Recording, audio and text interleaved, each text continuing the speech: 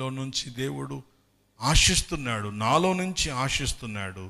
అవి కోసుకుని ఆయన ఆనందించి సంతోషించి ప్రపంచమంతటికి సాక్షిగా మనల్ని ఉంచాలని ఆయన ఆరాటపడుతున్నారు. మీకు తెలుసు కదా, అంజూరపు చెట్టు దేవాలయం దగ్గర ఉన్న చెట్టు గురించి మీరు ఎరుగుదురు కదా.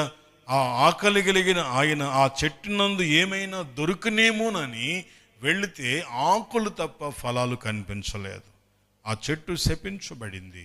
అది ఎన్నటికీ ఫలాలు ఫలించే ఆ స్థితిని కోల్పోయింది. కాబట్టి విలువైన ఫలాలు నీ నుండి నా నుండి ప్రభు వెతుకుతా ఉన్నారు.